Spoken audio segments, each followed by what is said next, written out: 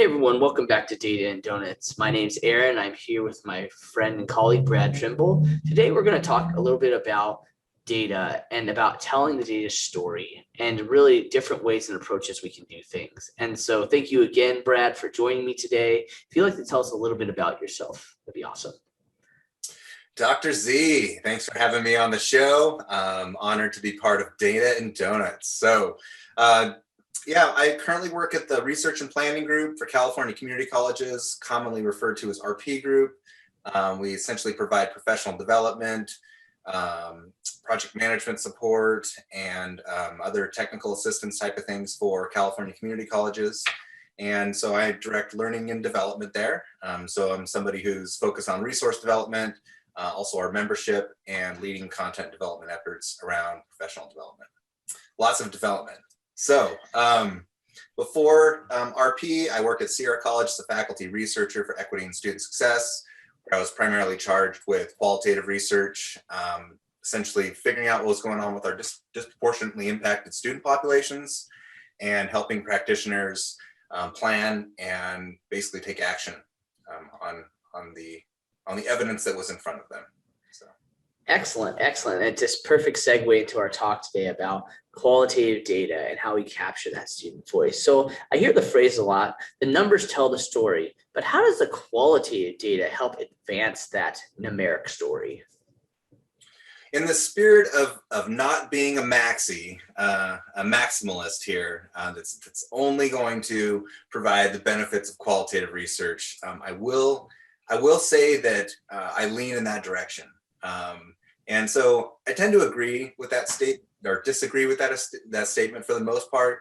And it's for a few reasons, and they're primarily based upon, who's constructing the type of statistical assessment that we're looking at.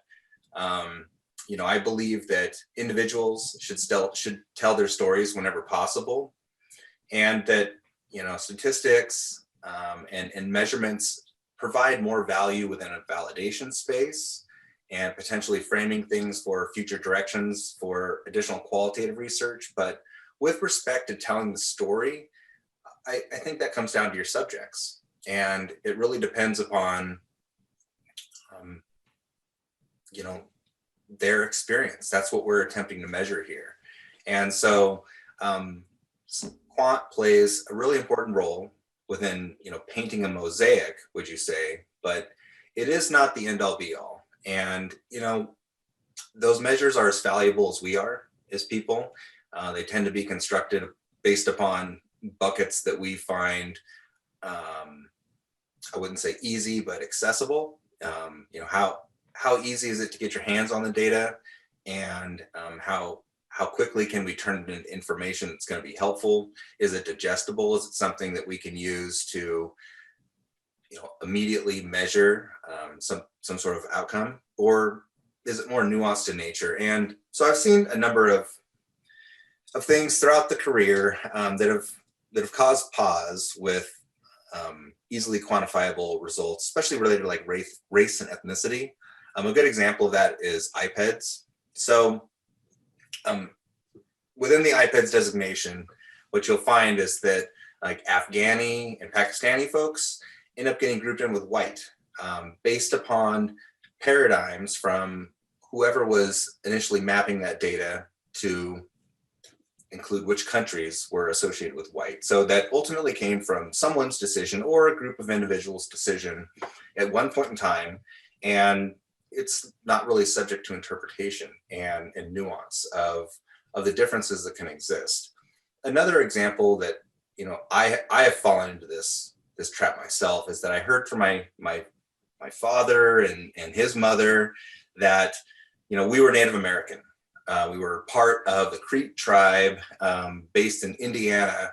And it's funny, my sister recently had some genealogy work done, and there was 0 Native American in there. And so, we go perpetuating the story that we're a 32nd Native American or a 16th Native American based upon, something that somebody said in the past, rather than, I guess, what our true essence is. And so just just cause. I feel like it's easy to check that box when in fact you might not be part of a population with which others have constructed constructs that you belong within. So Very interesting. And like I said, I think there's some good points. We'll follow up on this question a bit. Is you're right. A lot of the times, and I really like the terminology used about quantitative data is really a mosaic. And while the phrase, and I agree with you, that numbers tell the story, they can only give you maybe a preview. It's like a cover of a book. And in that case, really capturing the qualitative data to capture the stories behind that is similar. We both know is there's always a story behind every number. And so, as your experience as a faculty researcher, what methods and approaches have you seen, or would you recommend that others use to capture that student voice that goes beyond the numeric categorical type of data that is consistently collected? yeah, I'm going to say the focus is on getting out of your office, cross-campus engagement, ensuring that if you want to engage in qualitative research and you want to capture these stories, that you really need to be part of the community.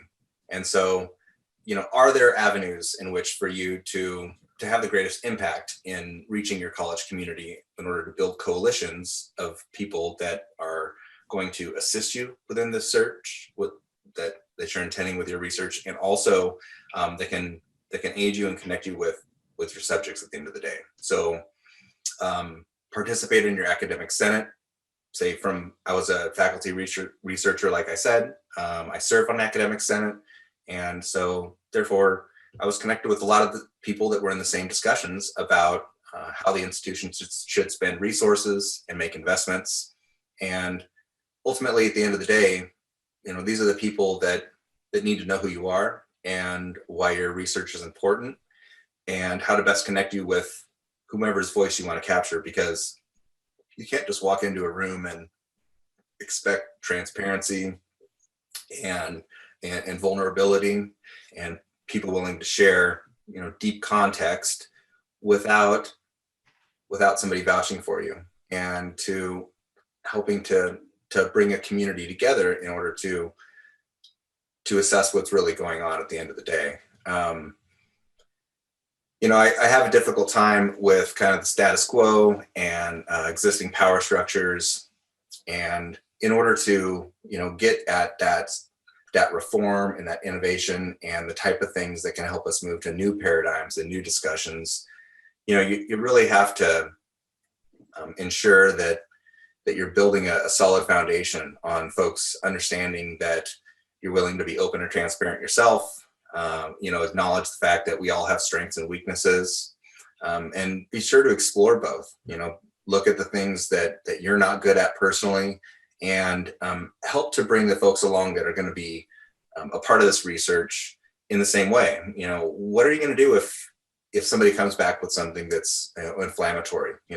Your students say that counseling is a disaster at college. Do we mask that voice within some sort of recommendation that counseling receives professional development, or do folks really need to hear what the exact phrase that student had to say? Because words are powerful, and if you have that authenticity and vulnerability within these qualitative data discussions that you're having, it's really going to add a lot of depth and value to your work at the end of the day. That's awesome. And you touched on our third question a bit, but if you want to expound upon that a bit more and really building that factor of trust, that opportunity, and really gathering of diverse perspectives as opposed to like a convenience sample, what are some of the most important factors to consider when we're doing a lot of qualitative data collection? I'd say as much work that can be done on the front end is going to pay immense dividends on the back end. And it starts from something as simple as defining the goals for the research, and probably start with your supervisor, but then also seek to ensure that the folks your supervisor reports to are also on board and they have the same goals. So you're going to want to take into account, what are the existing goals of the institution, strategic goals, SLO, ISLO, learning outcomes, taking a look at, what are we hoping for our students to achieve while they're here, and what is the institution hoping to achieve? and also taking that information to the conversation that you have at the next level, say with an executive, if you can get their ear. Many times these folks are super busy, they don't have a lot of time for that, but if there is an opportunity to invest there, I would absolutely say to do it, because you really want to be on the same page with what you're going to do on the back end, because we do so much research that ultimately ends up in a glossy report that sits on a shelf and or in somebody's thumb drive and just never gets accessed again. So it's about making sure that you have your goals identified on the front end and you know what you want to do with the data on the back end, whether the data is what you want to hear or whether it's not what you want to hear. What are we going to do with things that cause controversy on campus, things that might put a wedge between two different constituencies? How are you going to handle that? And I think the more structuring and planning you can do within those areas to identify assumptions and goals for the end of the day, I mean, that's just really gonna help ensure that things come together. No, I completely agree. And really starting out with, like you said, the goals, the purpose, the impact, because I think we're coming of age where when we ask students, individuals, community members, colleagues questions, really the question is, what are you going to do with that data now? Data has now become such a commodity for us, quantitative, qualitative. What can that be used for? And really driving with a purpose, maybe not just a nice to know, but how are you going to use it to facilitate change or opportunity and the like? And so as we close out, I do have two bonus questions for you. And they both have to do with the name of the program. So the first question is, people pronounce the word, terminology, phrase, data as data, data. I've heard it a billion different ways. So how do you pronounce it as the name of our program? Data. There you go. Okay, that's good to know. I've done this random or convenient sample survey, we'll say, of our colleagues just to find out. And so to follow up with that, the second question, donuts. What's your favorite donut? I never grew up, so it's the plain cake with the white. I'll even go with the strawberry frosting with the sprinkles on it. I don't like to go with the chocolate usually on that. It's a little too much, but yeah.